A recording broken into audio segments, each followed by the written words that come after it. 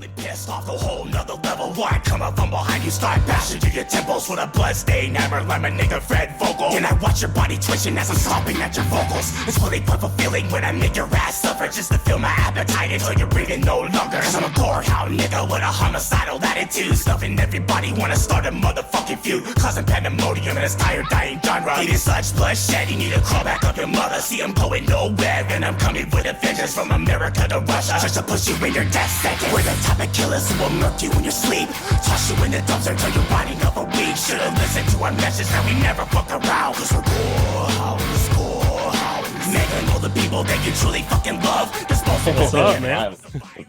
Doing good, man. Welcome to Quality Violent Cinema Show, HorrorCorridor. This is Chuckklez. Yeah. What up, man? What it do? What it do? Yeah. Just recently met you on the internet and got familiar with your music and some brutal ass shit, man. So thank you very much, bro. I really appreciate that, man. Yeah. So first off, like, how long have you been around? What got you started on this whole thing and everything? Like, what started Chuckklez? So far, music-wise, I've been doing this so far since like 16 years now in the game. I started off at the age of 14, back around 2006, when I actually got into listen to horrorcore music because of friends of mine.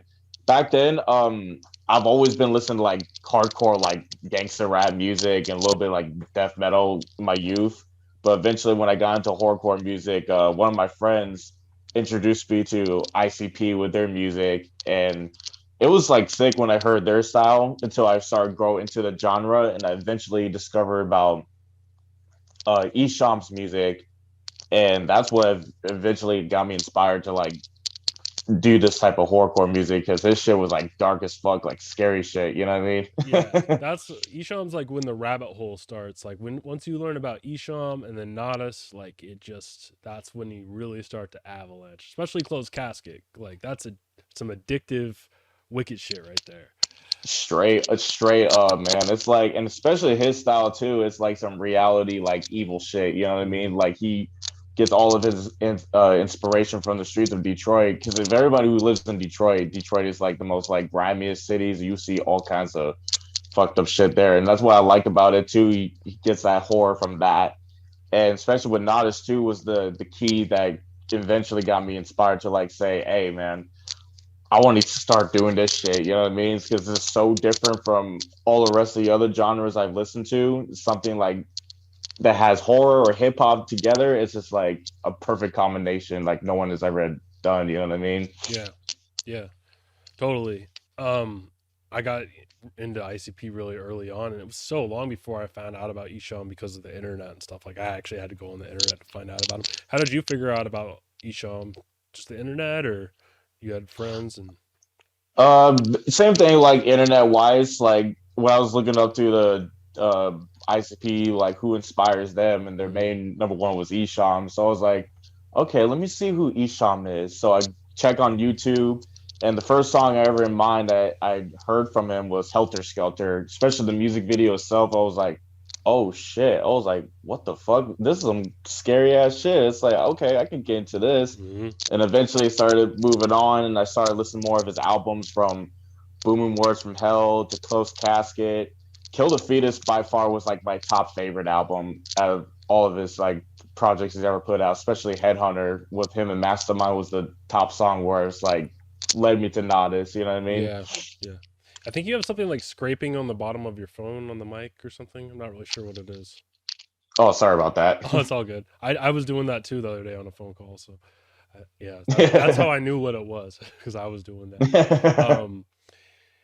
Yeah, I forgot what I was gonna say else about that, but Esham, Nodus, it's all so good, man. Like Nodus is my favorite. I love Do You Believe in God, and that album. Hell yeah, Do You Believe in God is the top album for me.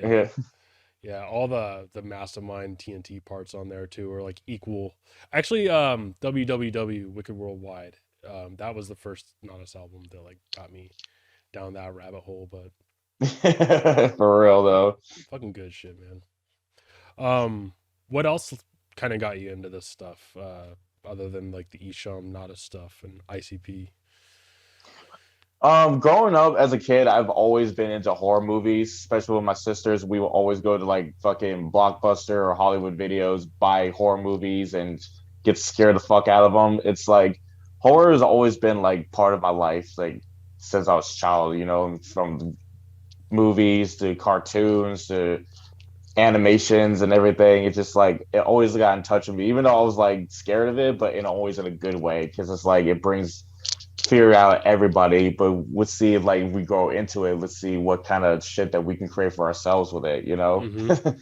Yeah, yeah. Horror's awesome. Like it's obviously what I'm into, and it's like kind of Yeah. what this whole network is. And I really think that a lot of the horrorcore artists, they love horror, but they don't really get a chance to talk about horror actually that much. So we'll definitely talk about some movies and stuff down the line, because I can tell your influences. Like you can tell from the background.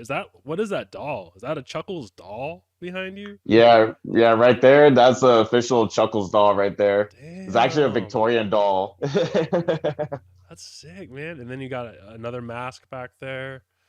Um, Yeah, right here. This is all the masks from all the masks I wore from my career. I put them all in like glass cases, that's give them as memorabilia with my Funkos. fucking dope, dude. That's dope. And your newer mask, when did you get that one?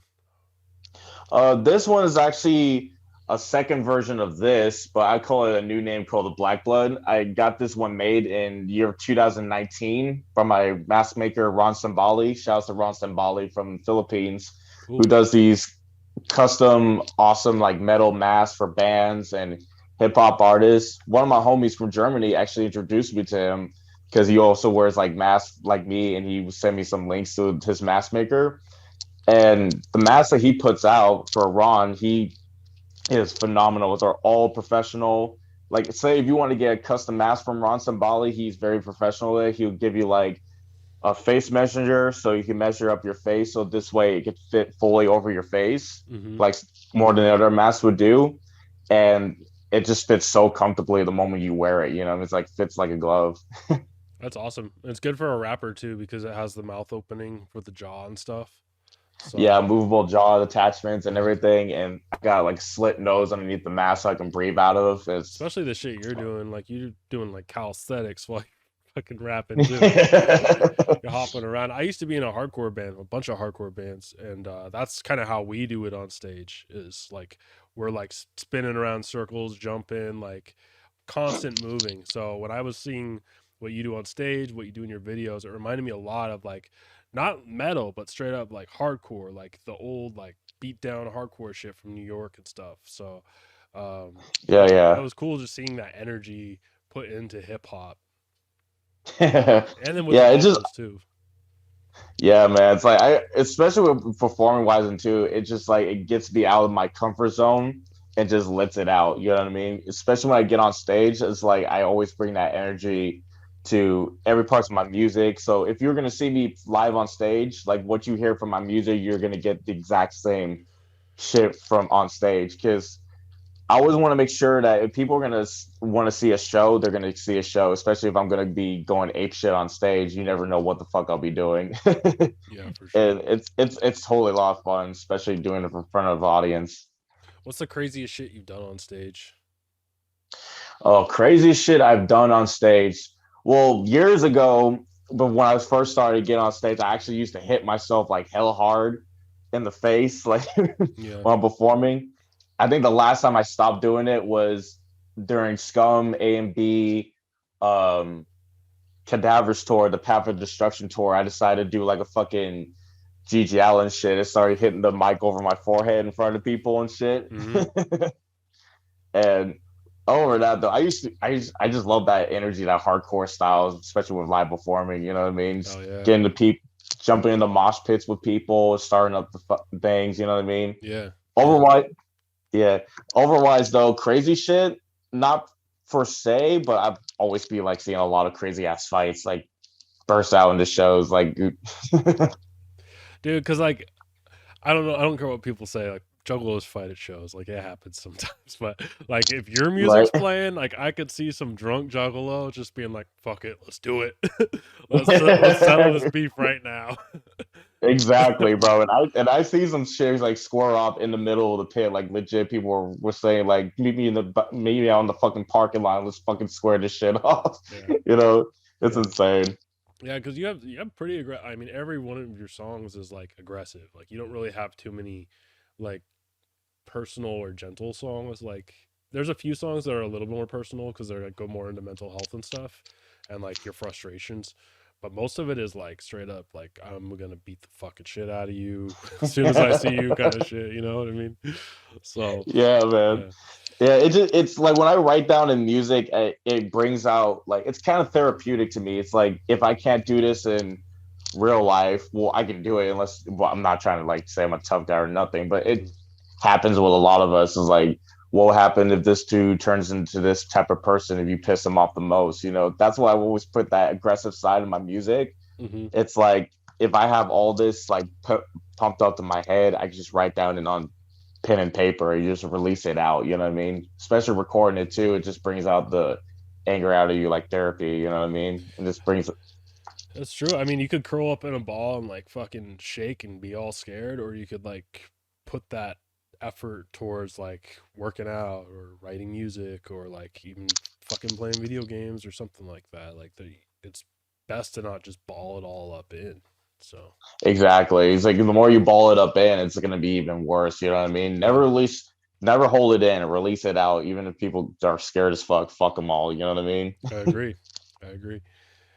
Yeah, I remember like I used to play bass in a band and like I was in high school and shit. So I like stripped down to my underwear Blink 182 style because I was like, I won't be nervous if I'm like fully exposed because like there's nothing left after that to be nervous about. You know what I mean? Right. So I'm just like, I might as well just take it all off, show it all. And like, yeah, that really helped. Hell yeah. You know what I mean? Just get that shit off of you. You know? For sure. For sure.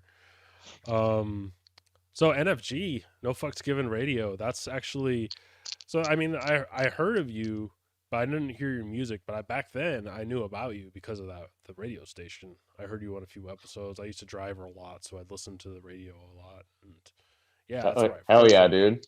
So what was your experiences like on that? And how did you get started on there? How it started was my homie Unknown Factor. Shout out to Unknown Factor, was the artist who actually brought me onto Wicked Underground Wicked Radio at first when he used to be working with them. Was the very first episode until he started to become independent. He hit me up around 2000 and I'll say 2015, I believe, was the first episode when we officially on his radio. And it was a fun experience, you know what I mean? It's always a fun time, especially the crazy shit that he will come up with questions. Like the main Mhm. questions we will always give for artists, like, what is the true meaning of life? Some people would get like a weird reaction. Oh, damn, that's some deep ass questions before we start the interview, you know? Yeah, Yeah. I remember you guys And would like kind of like troll people sometimes, like kind of push people into like because there was like the green jello thing. that one alone was the funniest one ever. And it's like, and we didn't want to piss him off, but there was some shit like he told us not to say on certain shit because Uh, he has some beef with other people. So we just kept on pushing it and pushing it. So eventually, like he just like said, "Fuck these guys." I'm just rage quitted out of the interview. It's like we were just laughing, dude. dude. Yeah, we live in a small college town. They come through here a lot, but like that's funny. That's funny. So Yeah. you probably met a lot. You've met a lot of people through that radio show, though, huh? Oh yeah, definitely, dude. And I think unknown factor to this day that I got to like meet these certain people, not just from like music artists. We also had like, film directors for movies. We also did Blood Beyond the Mat, where we met with wrestlers and managers that tell us about the business and how they be doing things. And it's a great experience just to know how people do these days. Especially me newer people. Yeah, and it probably helps that like knowing all those people now, like now that you're like trying to get a career off, like probably helps a lot. Oh, definitely. You know what I mean? And I've always wanted to join on the radio for so long, but I never thought how would I start off? Like, what do I do and everything? And I don't know. Unknown Factor has taught me a lot of things. From like we started with Google search. Oh, not Google search. What was it Meetings or called? whatever. or Hangouts.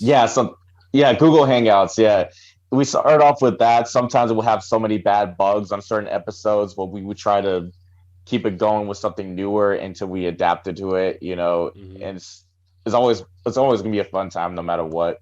By the end, it was looking really good too. Like he had the whole interface all set up. Like I want to get it looking good like that. So I would definitely Oh watch yeah, stuff like NFG and like other shows that are doing a good job and try to look out for. Oh, what's up, Court the Let? She says Chuckles. yeah. Hell um, yeah.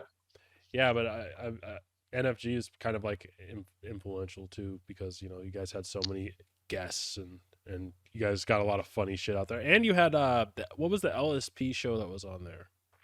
Oh, Damien's show. Yeah, it was. I forgot what it's called. I The should know Kool-Aid by this by Corner? now. Was Yeah, that Kool-Aid Corner. Yeah, that that's was the show. that was good. That was good. But Yeah, saw the ghost and Ruckus. So fucking funny. yeah. Bloody Ruckus be snapping. Shout out to my little brother, Bloody Ruckus. Like when he just got out, Damien brought him onto the show, but he just loved the radio station so much. Like he will make some special guest appearances Yeah. on certain other shows that he's not even featured on and do some trolling shit over it. It'd just be so fucking funny. Some people got pissed, but like we didn't give a fuck. I gotta look for those ones because I saw a couple of screenshots and he was on there. I'm like, damn, Ruckus on a couple of these, so I might go back and look for some other Ruckus episodes. He's just hilarious all the time, and like I can't wait for him to get out. Isn't he? It's like less than a year, right, before he's out. So far. I think he's supposed to be getting out this year, but I'm not for sure what particular month or day he's gonna be getting out. Mm-hmm. Yeah, we just so far he's just taking it time by time. You know what I mean? Trying to stay positive. We're trying to get his new album out by this year's. Yeah, it's gonna be. I'm excited for that. Yeah, so definitely be on the lookout for Funeral Macabre. It's definitely gonna be insane, bro. Yeah. Do you think you'll do a collab with him? Because you guys voiced together would sound really good. Oh yeah, I'll definitely be featured on his new album, Funeral Macabre. Actually, oh yes, sir. Oh hell yeah, dude!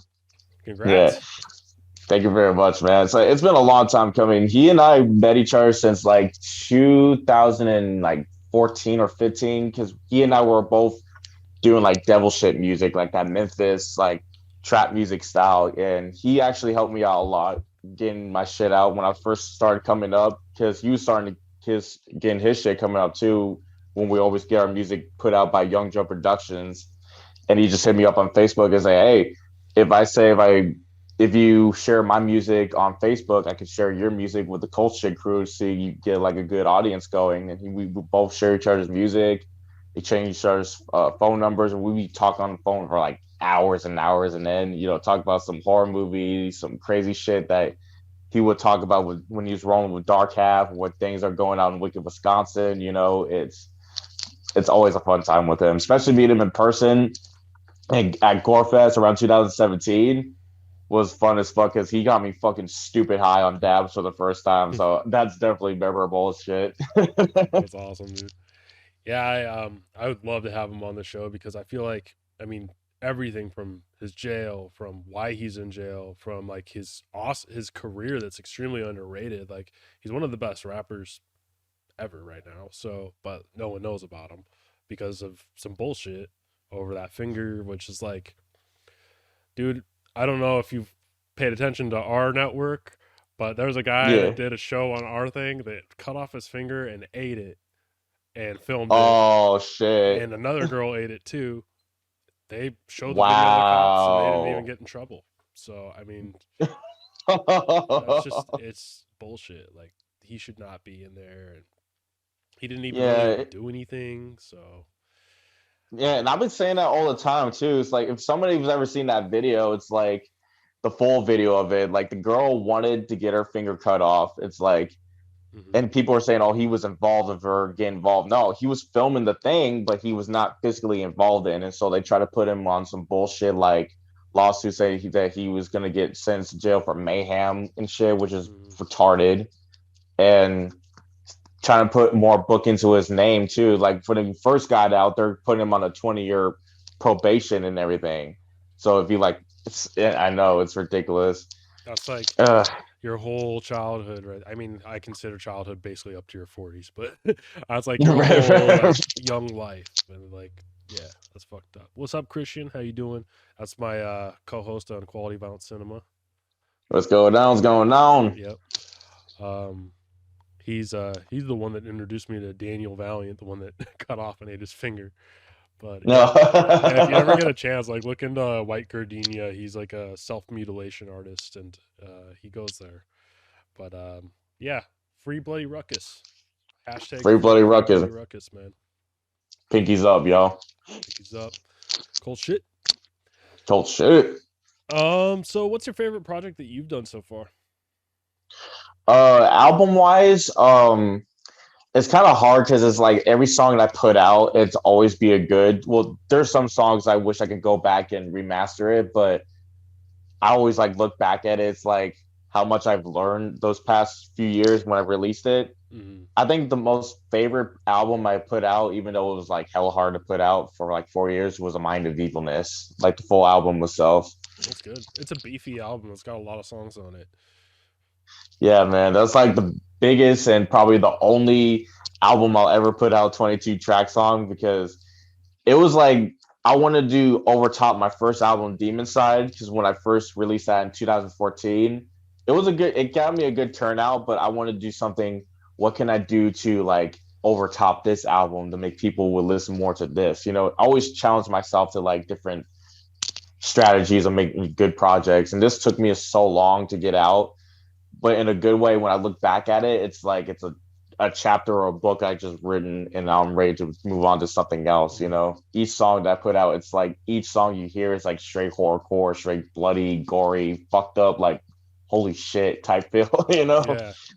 It reminds me of like if you were to put ICP and Butcher's Harem together.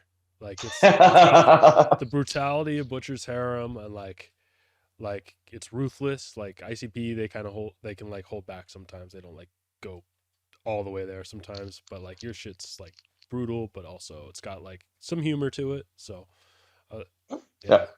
It's punching in the face man. music though, for sure. It's like definitely fighting. Like all up in your face, like straight up shit. Yeah, it's like fighting horrorcore.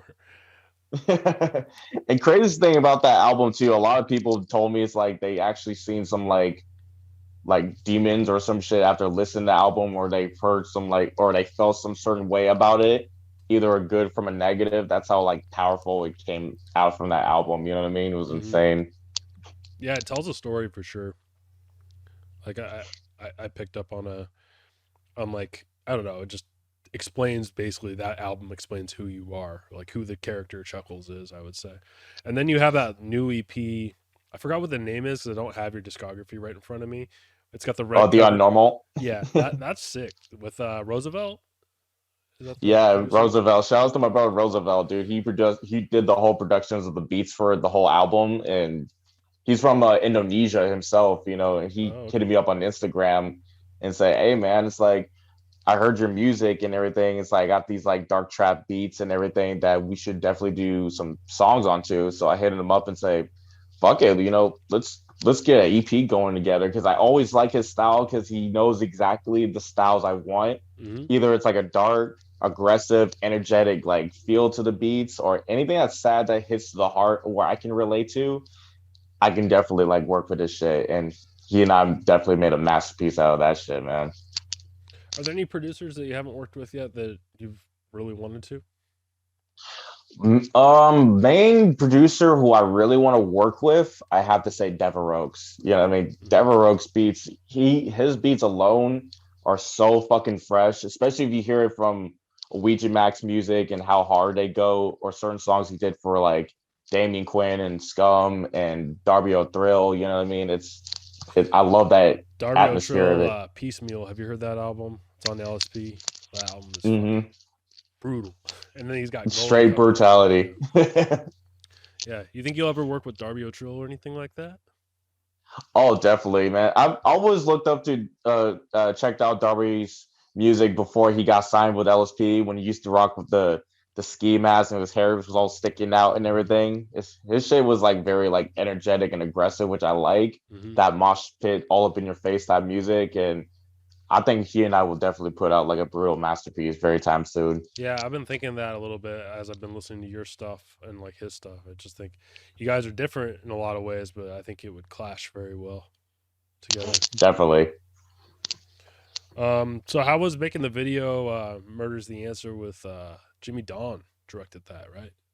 Or did he direct Yeah, it, produced it? yeah, yeah. Jimmy Don, yeah, he did the whole directing and production, and to get to work with Jimmy Don was crazy. Especially like he's been doing this shit for years, and how much he's grown working with a lot of big artists in this game. Like my brother Dano actually introduced us back in Gorefest around 2018. Told me, he's like, "Hey, bro, you should definitely do work with Chuckles and everything." So he brought me up to Jimmy Don, and we were discussing about the music video at first, about how much he would cost for his prices, what his he showed me some like videos and references of his other projects he's done, and he's done a lot of videos for like well-known artists in the underground, to the point I was like, hell yeah, dude. It's like next Gorefest, when I come out, we should definitely shoot something like outside of the venue itself. And we came up with this idea at night, you know what I mean, without no script or anything. Because when I look at music videos, I'm more like a visualist than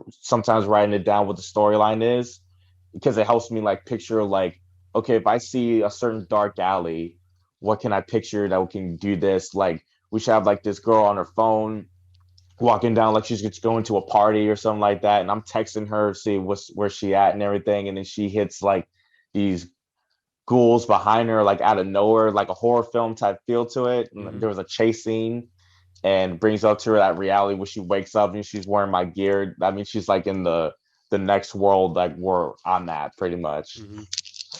Yeah, it was cool. I like the panning shots he did. Was that like a steady cam or a drone, or what was he using for the camera movement?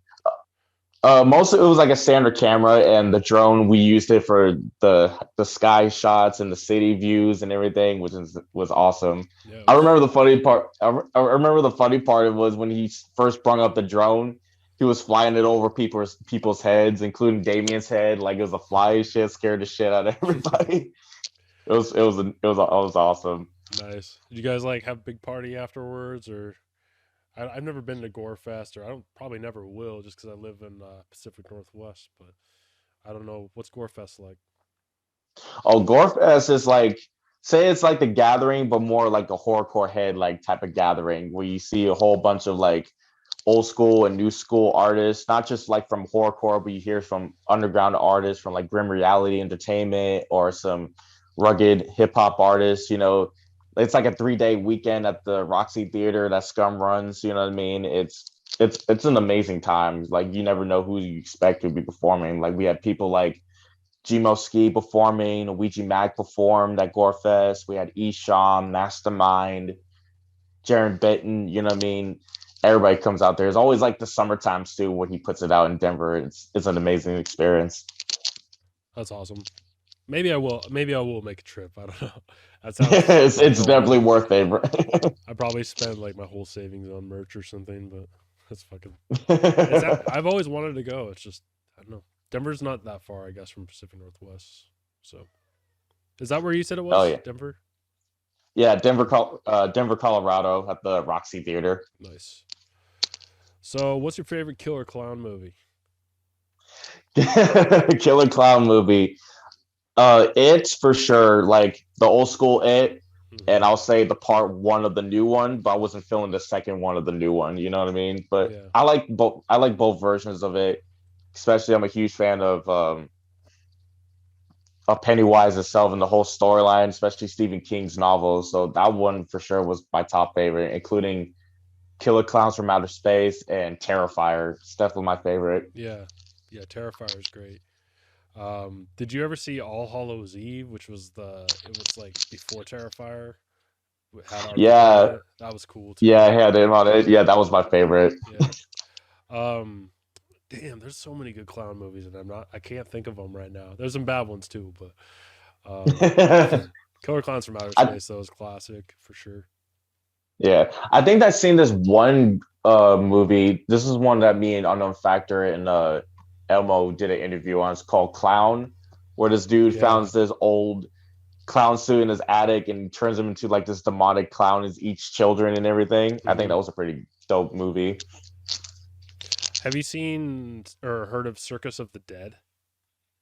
I seen it, but not fully watched it. But I definitely gotta watch that shit for That sure. movie is extreme horror. Like, there's a lot of fucking gore and rape and like babies being ripped out and stuff. But I mean, it's really good special effects and like, yeah.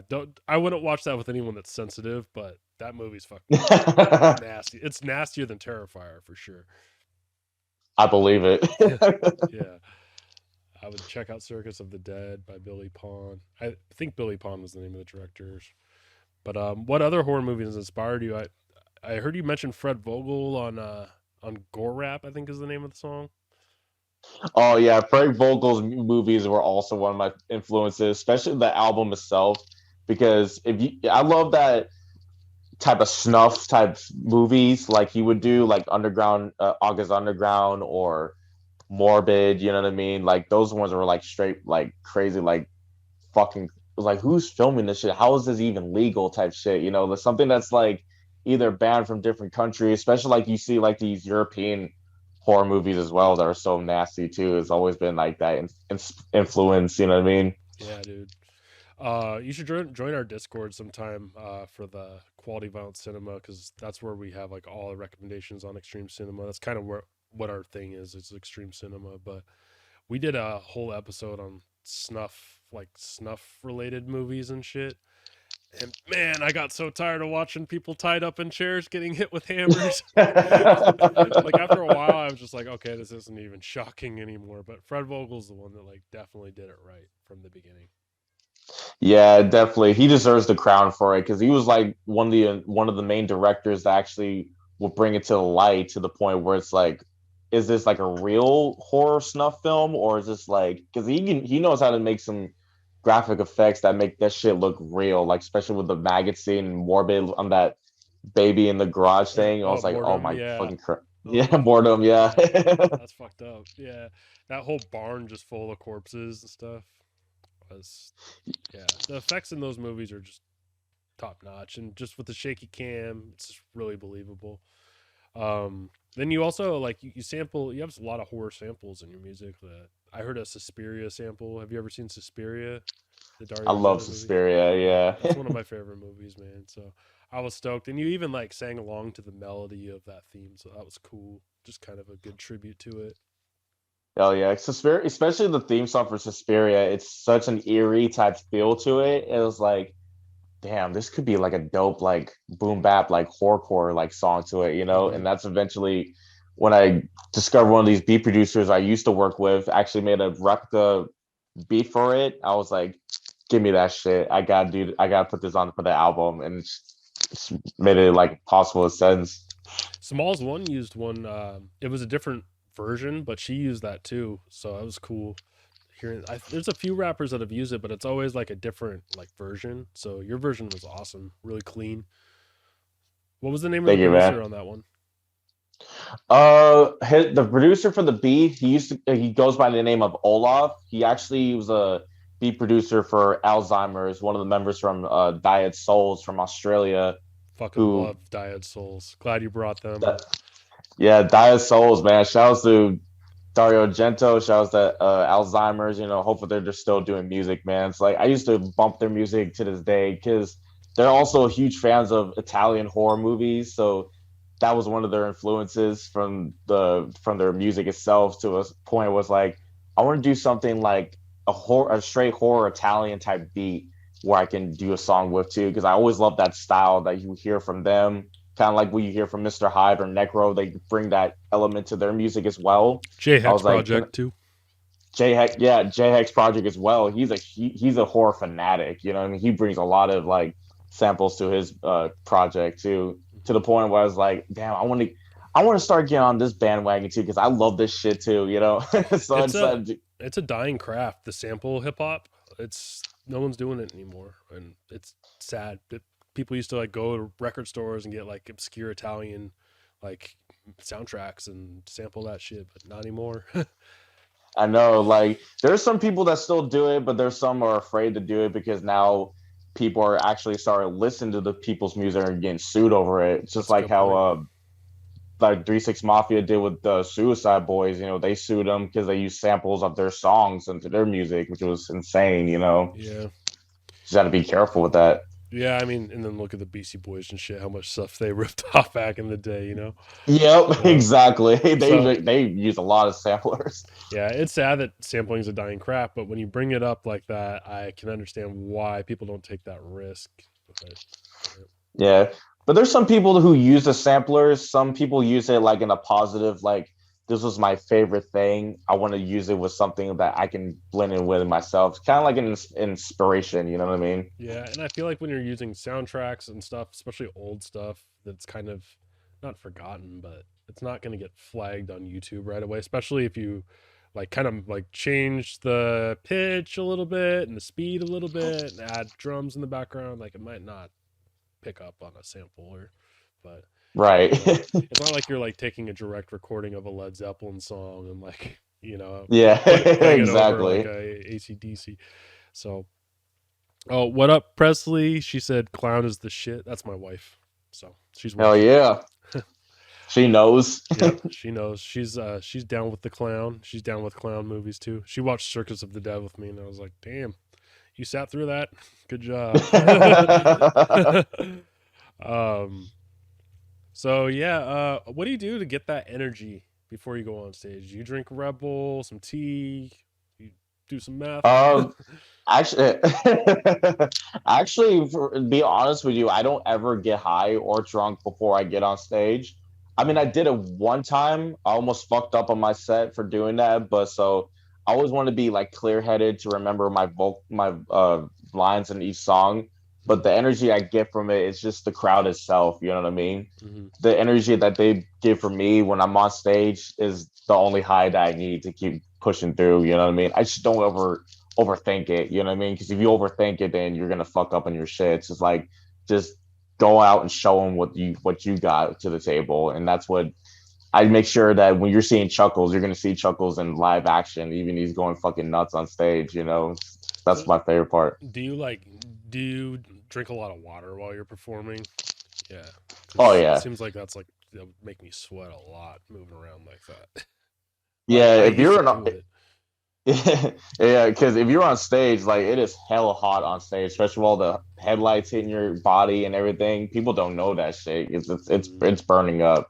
Yeah, that's why a lot of people throw up like towards the end of their sets because they're just like exerting so much and they're not getting enough hydration. Yeah. hmm But Have you especially ever? working at.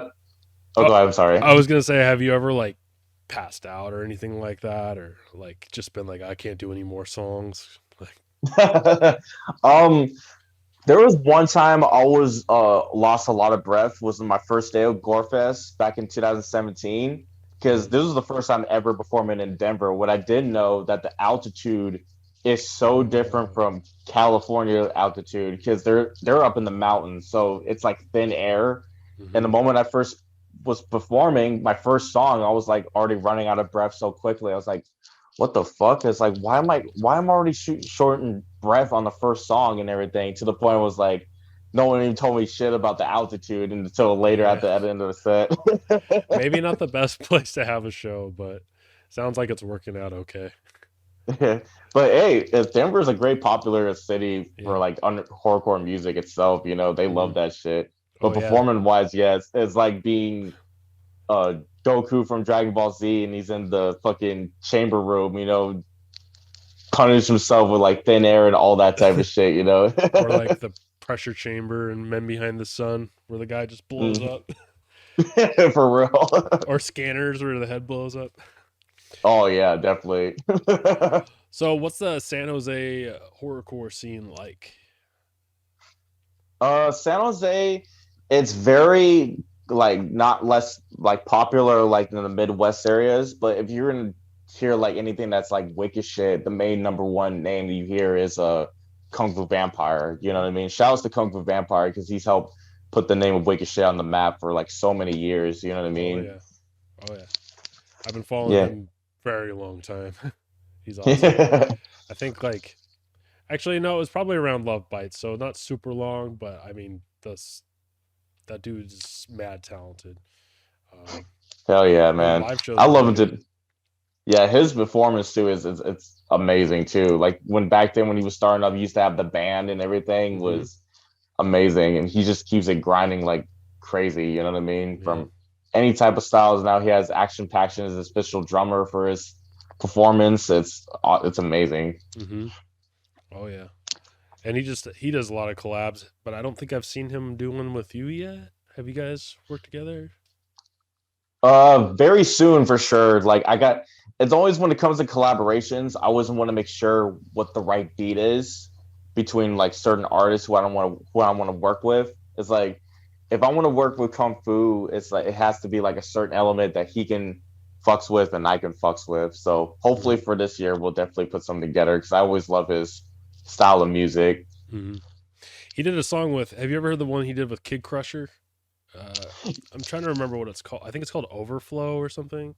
It's fucking sick. Yeah, Yeah. that's So he can do that style, like that aggressive, like I don't know, like metal. He can collab with people that do like your style, like that metal vocals. But Kid Crusher would also be another good. Like I could see you two doing like a versus album, like Kid Crusher versus Chuckles would be sick. Oh yeah, but he's definitely on the list for sure because I've been following him for like years. He's the main artist who I got into Diet Souls like Hmm. back in the day. You know what I They got mean? that Because song he, together on yeah, I forgot what that album's called, but yeah, that album's sick. Skinned Alive is my favorite song on there, but I can't remember what that Kid Crusher song was called. yeah, Yeah. I remember when the first song he did with him was called "Valley of the Maggots" off "Speak of the Devil" from Diet Souls album, I believe, and that Mm. was like it was crazy. Like when he mixed that metal with hip hop and everything. Yeah. Are they still around, Diet Souls? Alzheimer's, any Argento? Do those guys do stuff Um, anymore? it's been a while since I get in touch with them. I know the one of the members of Dire Souls. He's officially retired from music Mm. and Alzheimer's. I think he's very quiet at the moment, but I think he's still doing music. But I'm not very for sure. All right. Um, so Christmas singles, you have a lot of them. You like Christmas? You like horrorcore Christmas albums too? Like kind of adding to that uh, whole thing. Christmas is like it's like a half like hate, half love relationship Yeah. between me. At first I was like I didn't want to make a Christmas song, but I've been getting a whole lot of like requests from people to say, bro, it's like you should do like a yearly holiday thing where you should do like Christmas songs. I was like, oh no, I don't know, because when some people do it, it's like a cringe to me, but to a point it got so popular to the point, okay, I'm gonna make one Christmas song, and if this doesn't do anything, then I'll stop. So the first one I did was 2017, A Black Christmas Massacre from who produced it was DJ Lil Sprite, and I tried to make it like a storytelling feel. And instead of using my name, I always gave myself like a nickname character called the Grinch mixed with Krampus because, in a funny terms, because I'm mixed skinned. Oh, I cool. decided to so I decided to get between what it would look like if the Grinch and Krampus did like a fusion together. You get a fucked up like creature for sure. So A I weird came green up goat. as yeah, green goat exactly. So that was like my own character for that shit, and I decided to make that. And surprisingly, a lot of people got really love the Christmas songs to a point. I was like, fuck it, I'm just gonna keep on doing these shits, you know? There's a lot of cool horrorcore Christmas albums. When you like, I was thinking about it, and I was like, well, Six Side had one, Team Death had one, ICP, of course, Twisted, and I was just thinking about it. I'm like, damn, there's a lot. Like, Yeah. do you think he'll ever do like a compilation, like put them all into one thing? Maybe do like an unofficial like Christmas mixtape or something. That'd be kind of cool. I was actually thinking about that. I was thinking if each year I put out different songs, if I reach out to a 10th song, I'll probably put every song that I did years back, put them all into like a compilation, like how I did with the Disturbing Hits, where I had from each year my best like tracks that I put out or my favorites. I'll put onto that album. I'll definitely put out for this Christmas compilation for sure. Nice. I know Um, Dark Half does a lot too. Like Dark Half loves Christmas. I was gonna say, I'm surprised you're not on a cult shit Christmas yet because you would fit right into that for sure. Almost did, but hopefully for this year for sure. Yeah, for sure. That'd be sick. Do you have any? So I wanted. We already kind of talked about Dark Half, but I mean, I like to ask people that know them. Like, do you have any good Dark Half stories off the top of your head? Oh man, me and Damien always like when we know each other personally. It's like it's always fun too. Gino wise, like me and Gino, we never necessarily met personally, but we always talked with each other on social media. And I actually Hmm. got to talk to him on the phone with Bloody Ruckus one time just to hear his voice. And just getting to do a song with them in general too was a dream come true because they helped me out do a lot with my music. Well, on times I was going through depression and the stress and everything, their music to me was like beautiful horrorcore music. Hmm. It was very different from any artist that you would hear from the underground because they know the shit that we go through and they will put that into music, and it's just like it's why they have a huge cult following to this day because it's inspirational. It's very powerful music. Even their songs that like they could be singing about fucking zombies, and for some reason it just has like this feeling behind it that you don't get from any of the other underground music. So Exactly. Especially when Gino's singing too, it's like no fucking other. You know what I mean? I don't hear nobody but him that has that voice that's so perfect. And hmm Damien along with him is like a great like a PB and J combination. You know what I mean? I agree, and it's crazy because I think like I'm not even like saying they're like comparable, but like Ruckus and Saw to Ghost like both can kind of like pull that weight for Gino, like because they have the deep voice, they have the rap flow. So it's really cool to see cult activity moving on from what Dark Half was, but also like still having that same sound. Just like it's like pretty much a trademark sound at this point for that like whole camp. So that's Yeah, and I love that too that Damien keeps it going in Gino's honor, especially Bloody Ruckus and Saul. They want to mhm. make sure like after when Gino passed, this was like for him. You know what I mean? Not just for themselves, but do it something that's tribute to Gino and for everybody that's been down with Dark Hat for so many years. Just keep that movement going. Yeah, yeah, and like I'm always excited. Like anytime I see anything new pop up from Damien, I'm just like check it out immediately. Hope that a Gino song's on there because he always like gets at least one Gino track on there. I don't know. I think there's supposed to be one more Dark Half album coming out. With I don't know how much Gino's going to be on there, but I know he's been listing some of his solo stuff as Dark Half and Damian Quinn and stuff. So I don't know. Excited to see what Yeah, happens. And then once yeah, Ruckus is out of jail, I'll be really excited to see what happens over there. yeah. They're definitely gonna be putting out a cult activity from what I've heard from Ruckus. You know what I mean? And yeah, I'm looking forward for that last Dark Half album too. I know Damien's going through it. It's a tough process, but he's definitely fulfilling to get that project out. But we just don't know what the official date is. But it'll be coming out very soon. I mean, it's hard to even imagine pasting together audio of somebody that you were really close to that you've lost and having to listen to it and then go back and edit it and listen to it again and then go back and edit it, like having to run through those emotions all the time, like I would just probably give up or have someone else do it. Yeah, yeah, it's definitely understandable. You know what I mean? Because they were like brothers to each other. And Hmm. it's hard to it's like it's hard to move forward. Some people may not understand that, but there's some people who, if you've been with that one person in your life for so long that you consider like blood to you, it's definitely a hard process to keep pushing forward. But as long as you have that heart and strength for it, definitely let that out. I agree. Fuck yeah. Well, we're getting pretty much to the end of things, but like is there anything else you want to say? Do you want to plug some of your stuff? Tell us what you have coming out soon. For this year, me and DJ Little Sprite, we're gonna be doing a collaboration album together called Horrors from the Unstable. We're going to be planning to get that out hopefully by either summer season or fall season, but it's almost on the half version away from being finished. So I'll definitely keep everybody touched up in that. I got a new comic book that'll be coming out next month for sure. I was supposed to get it out this month, but due to the processing of getting all the copies made, so we had to push it to the next month of March. But it's gonna be my third volume off of my Chronicles series with Mad Woo called Chuckklez the Headhunter Chronicles. Nice. Definitely go check that out. You know, it's funny, has that dark humor like you hear from like Johnny the Homicidal Maniac type feel to it. It's definitely a favorite. So do you have a web store where we can like find all this stuff?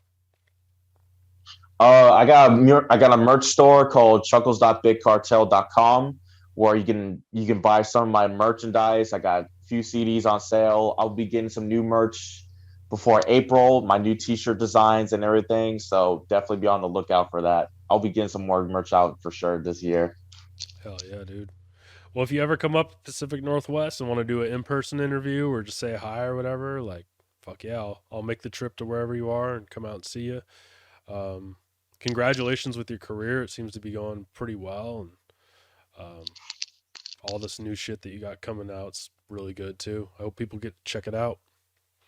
Hell yeah, man. Thank you very much, man. It's like always keep that grind mode going. You know what I mean? It's like don't give up on your dreams. You know what I'm saying? Stay focused on what you do, and you're gonna get that positive feedback after that. You know what I mean? Yeah, and you can tell you got that, man. Like you can see your grind, you can see how hard you're working at it. So keep it up. Hell yeah, bro. All right, man. Peace. Peace, brother. Later. Much evil love. Evil love. Just to push you in your death sentence. We're the type of killers who will murk you in your sleep. Toss you in the dumpster till you're rotting of a week. Should've listened to our message, now we never fuck around. Cause we're Gore-Hop. Making all the people that you truly fucking love. Dispose of all the evidence, wear black leather gloves. Never coming after you, they leave you dead beneath the ground. It's Gore-Hop. В этом мире мы не можем просто жить. Руки чешутся и охота убить.